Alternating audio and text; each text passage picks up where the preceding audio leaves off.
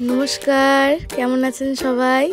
Mister মমের নতুন একটা ভিডিওতে আপনাদের সকলকে অনেক স্বাগত জানাই। আজ মঙ্গলবার, বেলা এখন প্রায় 11:30। জুডোকে স্কুল থেকে নিতে বেরিয়েছি। সকাল থেকে অবিরাম বৃষ্টি পড়ে চলছে। আমার আবার একটানা বৃষ্টি হলেই মনটা কেমন যেন মেঘের সাথে ভার হয়ে যায়। যাই হোক, জুডোকে বাড়িতে রেখেই আমাকে আবার বেরোতে হবে দুর্গাপুর। যাব হেলথ ওয়ার্ল্ড হসপিটাল। ডাক্তারকে বাপির রিপোর্টগুলো দেখাতে হবে, আর টুকিটাকি কিছু শপিং করার আছে।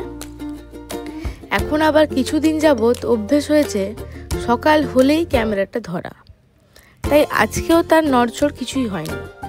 নতুন কি ভিডিও করব সেটা ভেবেই পাচ্ছিলাম না। তারপর মনে পড়লো, এতদিন ভিডিও করে আসছি, এখনো অবধি তো নিজের সম্পর্কে কিছুই বলা হয়নি আপনাদের। তাই আজকের কন্টেন্ট নিজের পরিচয়।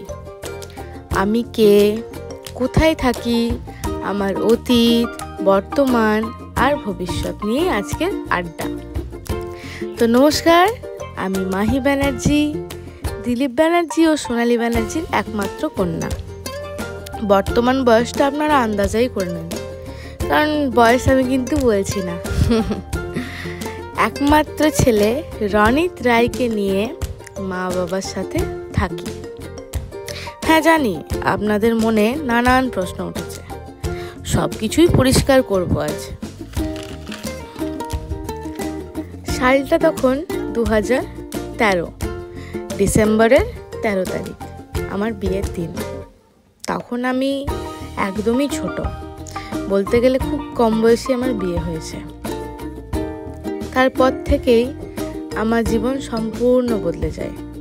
প্রতিটা মেয়ে অনেক আশা নিয়ে বিয়ে করে, কিন্তু আমার ক্ষেত্রে আশা করাটা একদমই অনুচিত ছিল। যাই হোক, সে প্রসঙ্গে পরে একদিন না হয় আড্ডা দেব। তারপর চলে আসে 2014, 18 নভেম্বর। ভগবান আমার জীবনে সেরা উপহারটি আমাকে দেন, জুডো। ভালোবেসে আমি ওকে নানান নাম দিয়েছি। কখনো আমি ওকে লোলাই বলে ডাকি, কখনো আবার মন্টা, কুট্টুস, আবার কখনো গন্ডগোলা, নানান নামে রাখতে থাকি আমি এভাবে ওকে।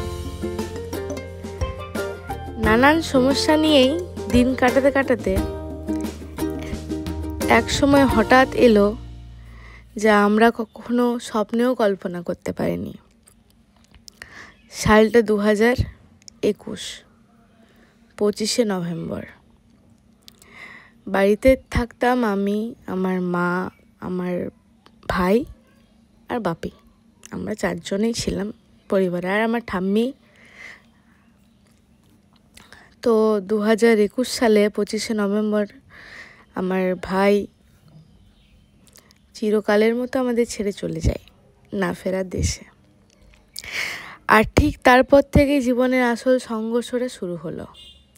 তার আগে তো যেমন হয়ে থাকে মানিয়ে গুছিয়ে নেওয়া আর কি, কিন্তু তারপর থেকে যেন মনে হচ্ছে যে খুব ভুল করলাম, খুব ভুল করছি। জীবন বেশি দিনের না, এইভাবে সমঝোতা করে জীবন বের করা যায় না। আর সেই ভুল বুঝতে পারলাম যে না, আর এখানে থাকা যাবে না। তখন থেকেই আমার পার্মানেন্টলি আমি মা বাবার সাথে থাকা শুরু করি। এখন আমি, মা আর ছেলে বাপি দিব্যি সুন্দর আছি, মানসিক শান্তিতে, কোনো রকমের নির্যাতন ছাড়া। এখন জানেন তো, রাতের ঘুমটা আমার সুন্দর আসে। মন খারাপও হয়, কিন্তু কম। সামলে নেয় আমার মা, বাবা, ছেলে। নিজের মানুষগুলোর সাথে জীবনটা পের করার ইচ্ছেই, আর ছেলেকে মানুষের মতো মানুষ করার ইচ্ছে। যতদিন না আমি পারছি ততদিন অবধি আমার ছুটি নেই। যার জন্যই আমার এই ইউটিউবে আসা। আমি জানি আপনারা আমার এই জার্নিতে, আপনারা সকলেই আমার পাশে থাকবেন। আর প্রবাসে ঘরকন্যার ভিডিও কার কার ভালো লাগে আপনারা বলুন তো। আমার কিন্তু মহুয়াদিকে প্রচুর ভালো লাগে। মানে যতটা সুন্দরভাবে উনি ভিডিওটা পরিবেশন করেন তার থেকে সুন্দর ওনার কথাগুলোতে না মানে একটা আপনত্ব মনে হয়, মানে নিজের করে বলছে, কারোর সাথে হয়তো ফোনে গল্প করছে, নিজের দিদি সে প্রবাসে থাকে, সে ফোন করে কথাগুলো বলছে, ঠিক এরকমটাই আমার ফিল হয়। তো মহুয়াদির ভিডিও আমি দেখি, তাই একটু ছোট্ট করে ওনার মতো করে কিছুটা হলেও ইন্ট্রোটা দেওয়ার চেষ্টা করলাম। জানি না হয়েছে কি হয়নি সেটা আপনারা বলবেন। তো তার এই সাধারণ ভাবভঙ্গিতে কথা বলা আমার কিন্তু মন ছুঁয়ে যায়, আজ তারই কিছুটা নকল করলাম। তাহলে আজকে এই যে আমি শপিং মলে টুকটাকি শপিং করতে চলে এসেছি, আমার ডাক্তার দেখানো হয়ে গেছে, আর বাইরে বৃষ্টি পড়ছে, তো বাড়িও ফিরতে হবে, সেটারও একটা টেনশন। আবার বাড়িতে আমার ছোট্ট জানাটি আমার ওয়েট করছে, সে ফোন করছে, মা তুমি কোথায়, মা তুমি কোথায়, কখন আসবে। আমি ওর জন্য ওর মন যাতে ভালো হয় ওর জন্য কিছু না কিছু নিয়ে যাওয়ার চেষ্টা করি। তো এবারে ভাবছিলাম একটু হেলদি কিছু নেবো, তো তার মতোই আবার যেমন একটা শপিং মলে ঢুকলে চকলেটের সেকশনটা দেখলে না সেখান থেকে চোখ ঘোরানো যায় না, আমারও ঠিক তাই। কিন্তু ওর জন্য আমাকে বোনভিটা নিতে হতো, ওর বোনভিটা ফুরিয়ে গেছে, তো এখানে একটা বোনভিটার ডাব্বা আমি তুলে নিয়েছি, এইটাই নেবো। এর আগে ওকে হরলিক্স খাওয়াচ্ছিলাম, বাট ও বোনভিটাটাই পার্মানেন্টলি খায়, তো জাস্ট একটু টেস্টটা চেঞ্জ করার জন্য যে ওর কেমন লাগে, কিন্তু ও বলছে না মা বোনভিটাটাই আমি খাবো, তো ওর জন্য বোনভিটা নিয়েছি। আর টুকিটাকি কিছু চিড়ে নিয়েছি, চিড়ের আমাদের এই সামনাসামনি দোকানগুলোতে যে চিড়েগুলো পাওয়া যায় ওটা একটু ছোট ছোট, আর এখানে চিড়েটা আমার বেশ ভালো লাগলো একটু বড় বড় সাইজের। আর এখানে আছে নানান রকম health drinks, soft drinks, juice, এই যে পেপার বোটের জুসগুলো সবার খুব ভালো লাগে, এগুলো 10 টাকা করেও মার্কেটে পাওয়া যায়, তো এটা আমি আর নিচ্ছি না। এবার আমি চলে যাব, না এটা আমি নিচ্ছি না, এবার আমি চলে যাব, এটা নেবো কি নেবো না ভাবছি, যাক এটা আর নিলাম না।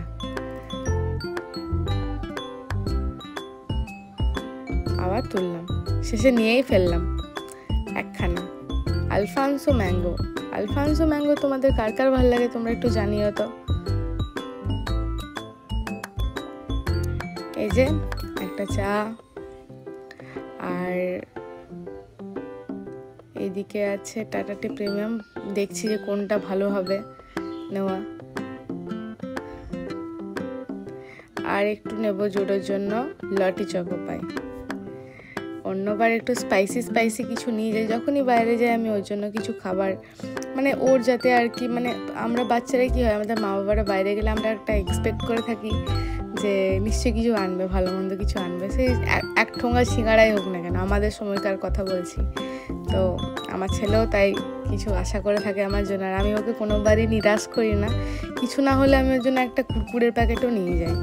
তো এই জিনিসগুলো প্রত্যেকটা বাচ্চাই ডিজার্ভ করে, কম বেশি একটা কিছু ওদের জন্য নিয়ে যাওয়া অবশ্যই দরকার। আর এই যে পপকর্ন, আমি দেখছি আমার খুবই ভালো লাগে পপকর্ন খেতে, অ্যাক্টুয়ের পপকর্নগুলো বেশ বাড়িতে বানানো ইজি হয়ে থাকে, সেটাই একটা পিক করব ভাবছি। আর দেখা যাক কি পাই, ছোটোখাটো বাজেট বুঝেও নিতে হবে, বাজেটে তো সেই অবস্থা নেই।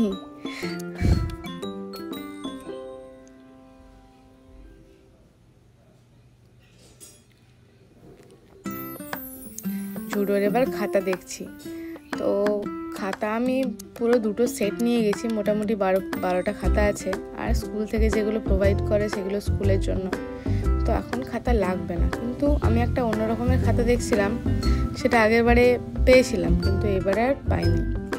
যাই হোক, আমি স্পেন্সার্সে এসেছিলাম একটু ব্রেড, মানে আমি ওর জন্য অরিগ্যানো, মানে পিৎজা তৈরি করা সমস্ত কিছু নিয়ে গেছি, মোজোরেলা চিজ, অরিগ্যানো, চিলি ফ্লেক্স, আর তারপর হচ্ছে গিয়ে পিৎজা সস যেটা হয়। তো ব্রেডটা আমি সেবারেও পাইনি আর এবারেও পেলাম না, তো ওরা বলছে বুধবার পাওয়া যায়, তো দেখা যাক কোনো এক বুধবারে যদি যাওয়া হয় তাহলে ব্রেডটা নেবো। ওকে কিন্তু পিৎজা বানিয়ে আমাকে দিতেই হবে, ও আমায় বলেছে বায়না করে, মা পিৎজা আমাকে তুমি বানিয়ে দিও। আর ছেলের এখন একটা অভ্যেস হয়েছে যে বাড়িতেই বলে, যখনই ওর কিছু খেতে ইচ্ছে করে ও কিন্তু আমাকে বাড়িতেই বানানোর কথা বলে, আর আর এই যে Kerala chips, Kerala banana chips ওখানকার সাউথের ফেমাস। আমিও একটা সময় থাকতাম ব্যাঙ্গালোরে, তো আমার যে নেবার ছিল ও কিন্তু আমাকে বানানা চিপস দিত আর আমি ওকে আলু পোস্ত দিতাম। তো এভাবেই দেওয়া নেওয়া চলতো, কফি চকলেট আর বানানা চিপস। আর বানানা চিপসের এই যে আর্ট যে করা আছে মুখটা খুব সুন্দর, এটা আমি ড্র করবো বলে একটা এর স্ক্রিনশটও নিয়েছি। আঁকতে মাঝে মধ্যে ভালো লাগে, তো এটাও দেখবো, চেষ্টা করবো যাতে আমি আঁকতে পারি, বা জুডোকেও দেবো, জুডোরও আঁকার প্রতি আগ্রহটা অনেক। আর এখানে সুইস রোল, কেক, এগুলো কি মানে এসব জায়গায় গেলে কোন দিকটা ছেড়ে কোন দিকে যাব সেখানেই প্রায় 1-2 ঘন্টা পেরিয়ে যায়। কিভাবে যে 1-2 ঘন্টা পেরিয়ে যায় সেটাই বোঝা যায় না। এই যে বাড়ি চলে এসেছি, ছেলে আমার হাজির। আমি বসতে না বসতেই, মা তুমি আমার জন্য কি এনেছো? প্রথমে চিড়ের প্যাকেটটা ধরিয়ে দিয়েছি, তারপর তাকাচ্ছে শুধুই কি চিড়ে। এই যে পেয়েছে ওর জিনিস, মুখখানা দেখো, মুখখানাই বদলে গেছে। একটার পর একটা ওর জিনিসগুলো ওকে আমি ধরিয়ে দিচ্ছি, আর বারে বারে মা থ্যাংক ইউ, মা থ্যাংক ইউ বলে গেছে। আমি ওরে এত থ্যাংক ইউ বলার দরকার নেই,